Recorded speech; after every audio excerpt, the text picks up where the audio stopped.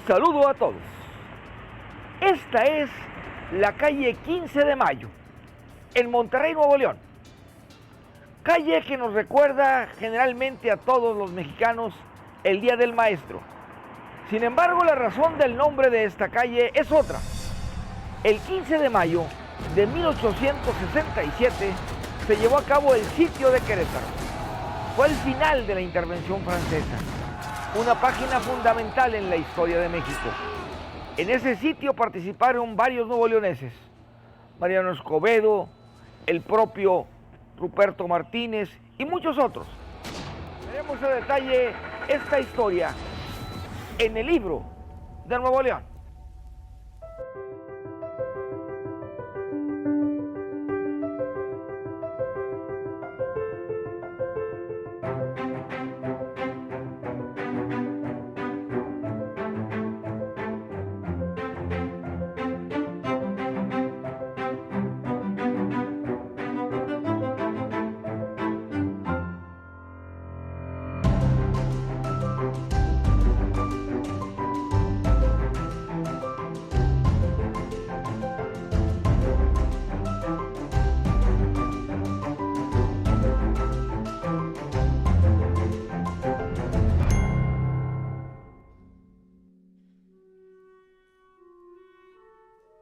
La historia de la batalla del 15 de mayo de 1867 empieza desde unos 6 o 7 años antes, en 1861, cuando había conseguido su reelección el presidente Benito Juárez y ya gobernaba Nuevo León Santiago Vidaurri. Venían otros problemas, se había superado ya la situación de las leyes de reforma, se había quedado el Estado mexicano con los bienes del clero y también había conseguido una cierta unidad nacional después de la batalla y de la guerra de reforma. Sin embargo, venía la situación de la deuda pública. Debía el país a 3 países: a España, a Inglaterra y a Francia. Los 2 primeros aceptaron esperar. Francia no. Francia quería llegar al territorio americano a extender sus dominios, sus conquistas. Todo el camino recorrido por México para ser libre estaba en entredicho. Llegaban entonces las tropas francesas reclamando una deuda, pero queriendo apoderarse ilegalmente del territorio mexicano. En 1862, en los límites entre Puebla y Veracruz, en las cumbres de Acutzingo, ahí se da la primera batalla, que por cierto pierde el ejército mexicano. Ahí avanza con más de 5,000 hombres el ejército francés. Y curiosamente, el grupo más importante de mexicanos que defendía los colores patrios era el de Nuevo León. Ahí estaban hombres como Ignacio Zaragoza, Mariano Escobedo, Ruperto Martínez, Modesto Arriola. Eran los rifleros de China, eran los rifleros de Galeana, eran los batallones con los que se formó el Ejército de Oriente. Era esta parte de México en donde Nuevo León, como en otros momentos de la historia, llevaba el mando, la cabeza. En esta ocasión había que defender al país del ejército francés. Cubierta la batalla de Acutzingo, llegan a Puebla. Ahí el ejército mexicano gana y es justamente el general Ignacio Zaragoza el que se lleva la batalla.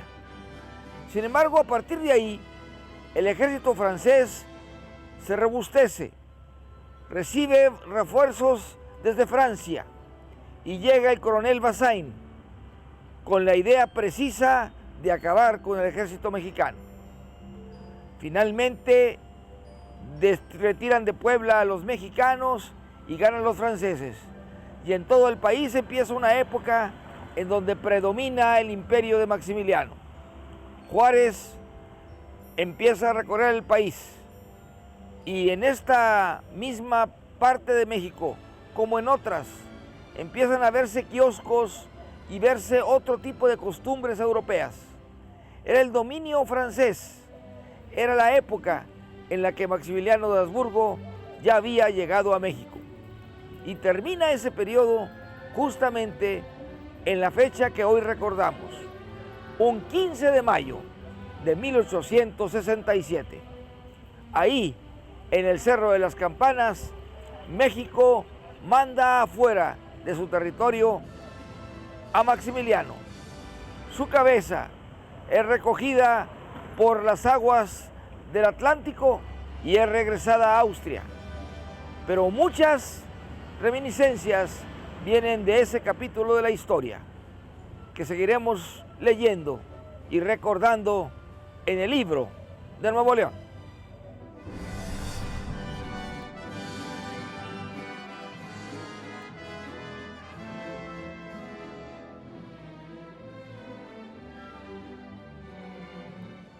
Se habla mucho que en Nuevo León se perdió un regimiento francés y por tanto en algunas regiones del estado existen muchos hombres y mujeres de ojos azules, de ojos verdes, de pelo castaño, de reminiscencias europeas.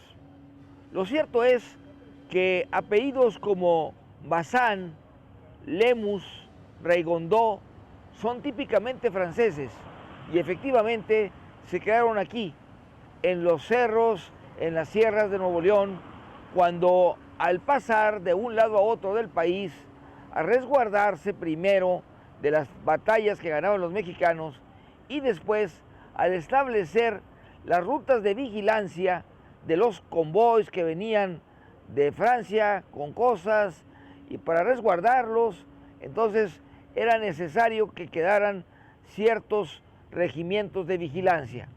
Algunos de ellos estaban en el estado de Nuevo León, por el rumbo de Santiago, de Allende, de Montemorelos. De ahí que han quedado esos apellidos como consecuencia de una batalla que duró una serie de batallas, una guerra completa de más de 5 años, de 1862 a 1867. Recordamos que Puebla fue el lugar en donde los franceses se quedan y buscan primero apresar a Mariano Escobedo, el cual llega hasta Oaxaca en calidad de preso, pero después escapa y llega a entrar de nuevo por Nuevo Laredo en 1865. A este personaje neoleonés le tocaría lograr la recuperación de las fuerzas mexicanas contra el ejército francés y le tocaría también preparar todo el camino para que finalmente se acabaran las fuerzas, el camino que ya había ganado Francia. El retiro de Bazaine en 1866 a principios.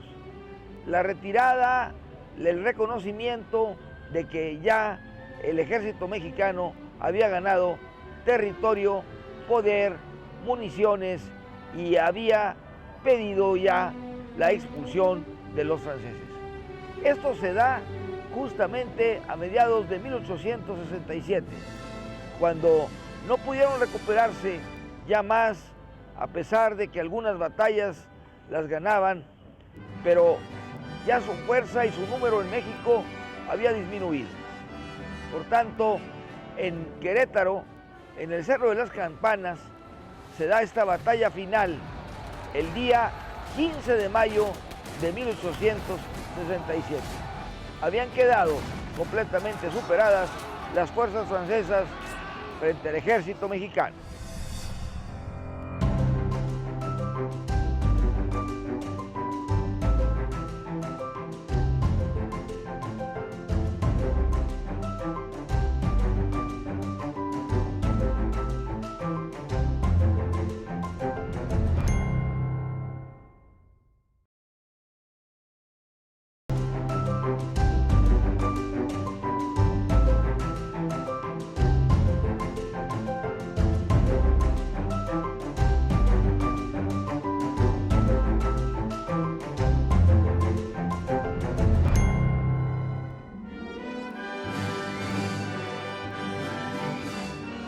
En junio de 1866 se da el último esfuerzo de los franceses por quedarse en México. Llegan de Francia varios contenedores en barcos, barcazas, embarcaciones de diferente tipo, con provisiones, municiones, armas, pero es interceptado el mandato de recogerlas. En Montemorelos, Nuevo León, se cauta el mensaje que traían desde Francia de que habían llegado ya los cargamentos. Y es justamente el general Jerónimo Treviño, quien tenía a su vez el mando de Mariano Escobedo, quienes tratan de interceptar ese convoy y finalmente lo logran. Es la famosa batalla de Santa Gertrudis, en Camargo, Tamaulipas, muy cerca de Nuevo León, en donde se logra retirar el último esfuerzo que hicieron los franceses para quedarse con el país. Unos días antes, también en el norte del país, cerca de Saltillo, en Santa Isabel, se había ganado otra batalla, y lo hizo Jerónimo Treviño. Volvían a ser los hombres de Nuevo León los que conseguían para el país y el ejército mexicano la oportunidad de quedarse con el triunfo, de expulsar a los franceses de México. Y fue otra vez el norte del país quien logró que finalmente llegaran las tropas mexicanas a sitiar, a rodear y a finalmente a hacer rendirse al ejército francés en el Cerro de las Campanas. Por cierto, viene el concepto de las campanas. ¿Por qué se llama así ese cerro en Querétaro? Se dice que por las tardes el movimiento de las piedras que bajan dejan un ruido, dejan el ruido de una campana y de varias campanas. Ahí, entre esos sonidos especiales, empezó la batalla de Querétaro del 15 de mayo de 1867.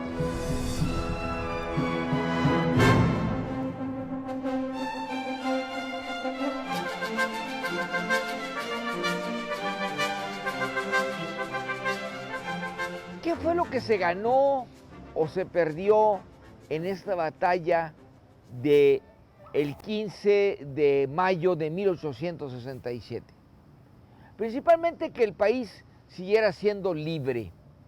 Ya había conseguido la independencia justamente hace más de 40 años de esa fecha. Ya había luchado más de 11 años para quitarse de España el ejército mexicano, y entonces el hecho de volver otra vez a ser colonia nos retrocedía en el tiempo. Pero no solo eso, ya había conseguido el país tener leyes, buscar ideas que nos unieran como patria, como una sola nación. Tenía bandera, el himno nacional, un ejército que podía defenderlo.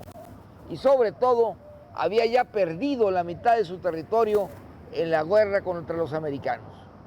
Era imposible que nos pudiéramos dejar vencer otra vez y regresar otra vez a ser colonia, a ser dominados y a ser otra vez parte de un gran imperio mundial, en donde solamente tendríamos un territorio, pero no tendríamos ni voz, ni voto, ni mando, ni historia.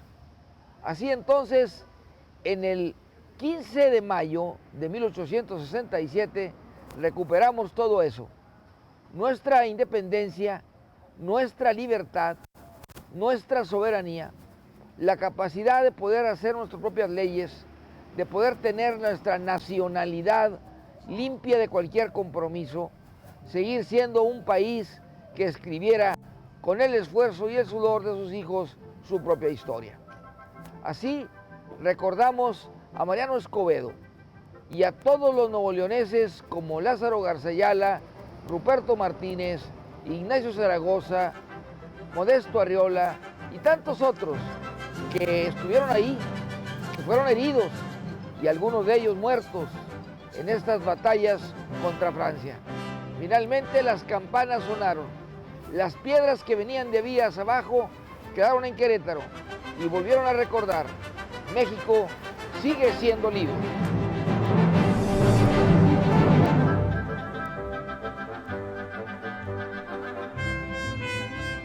Aquí se inicia la calle 15 de Mayo, en pleno corazón de la Macroplaza, a unos pasos del Palacio de Gobierno y del Museo de Historia Mexicana.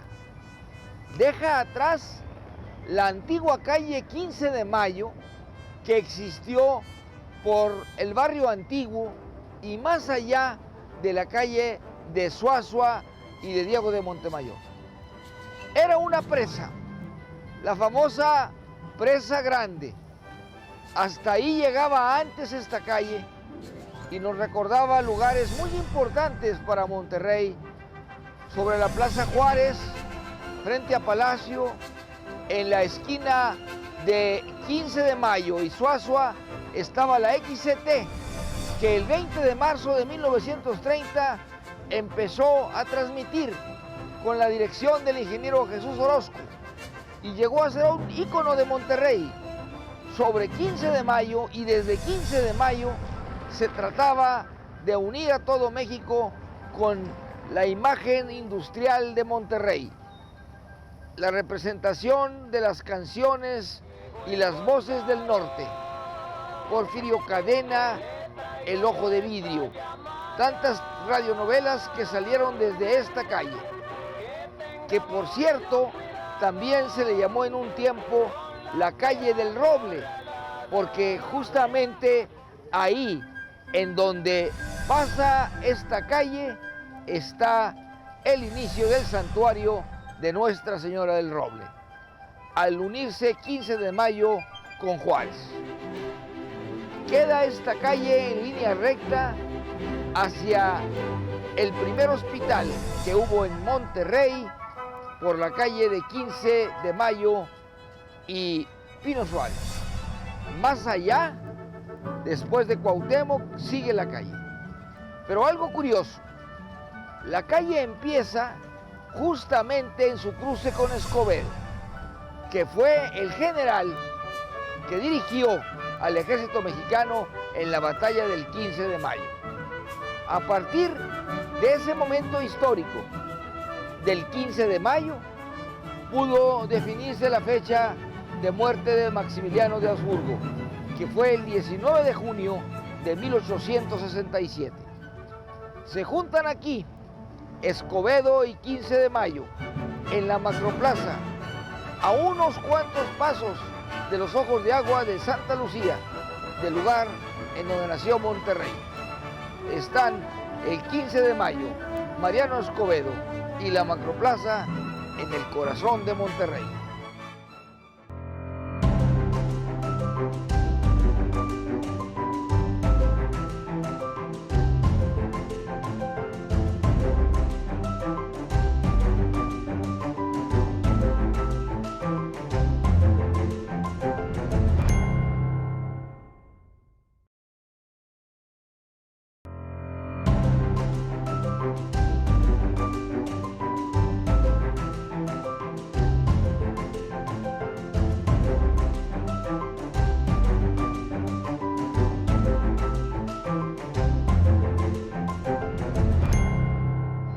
Sobre esta calle se encuentra el templo, ahora basílica, de Nuestra Señora del Roble, la Virgen de Monterrey, que desde el año de 1592 se le aparece a una pastorcita en los pantanos contiguos a lo que eran los Ojos de Agua de Santa Lucía. Unos misioneros de Saltillo lograron encontrar en una caja muy cerca del Roble los indicios donde fue exactamente la aparición. Este templo tiene varias épocas porque tuvo cúpula y en 1907 fue destruida, pero lo más importante es que con los años llegó a ser un gran centro religioso que tiene como fecha máxima el 31 de mayo. 31 de mayo, fiesta anual de Nuestra Señora del Roble, patrona de Monterrey.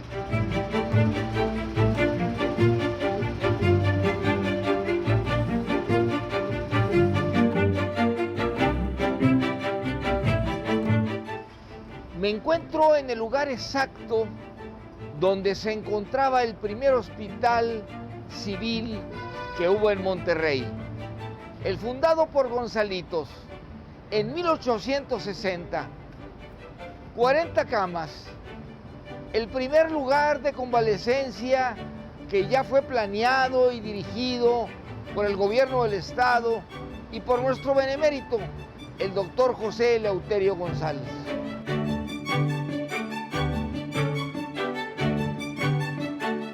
A consecuencia de nuestra historia médica muy importante, también sobre 15 de mayo se encuentra el primer hospital de zona del Instituto Mexicano del Seguro Social, construido en la década de los años 50 y empezó a operar en buena parte en 1952. Es importante reconocer que fue realmente una de las primeras maternidades públicas que hubo en el estado. Hay un sinnúmero de regiomontanos que nacieron aquí, que tenían las ventajas de la seguridad social, primero que otras partes del país. El primer edificio de este tipo, ya como centro hospitalario, fue en Monterrey y después en decenas de ciudades. Pero queda el reconocimiento del emblema del Seguro Social, la famosa madre que está envolviendo a sus hijos, como obra de un regiomontano, del escultor Federico Cantú, que también nos muestra el arte que ha habido aquí y la seguridad que ha dado Nuevo León a todo México. El Seguro Social es parte también de la historia de Monterrey y de Nuevo León.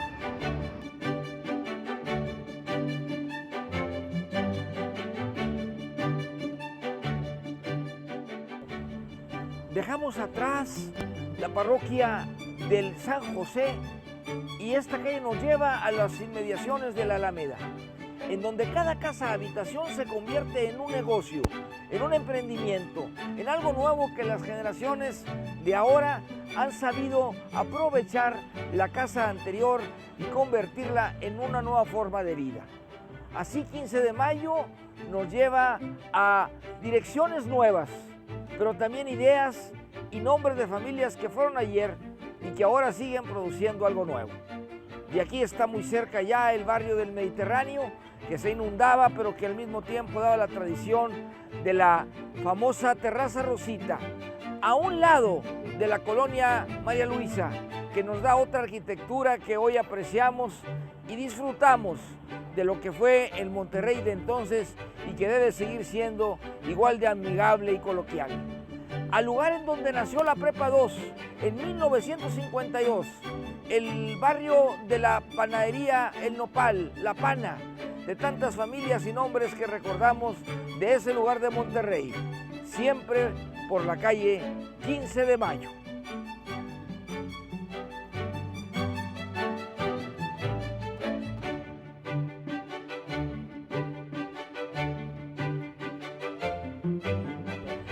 Una paradoja que a la vez es enseñanza. Donde acaba la calle 15 de Mayo es el lugar donde nacimos muchos regiomontanos. La maternidad Conchita, el lugar que desde la década de los años 40 doña Rosario Garzambrano de Garzazada puso en marcha y que pudo la oportunidad de que muchos regiomontanos viéramos la primera luz al pie del obispado donde está la ciudad toda. Así llegamos al final. Agradecemos su presencia y compañía. En la producción, Pasti Acosta, Alberto Hidrogo en la cámara, Mario Treviño de Berardo Alviso en la postproducción. ¡Por hoy es suficiente!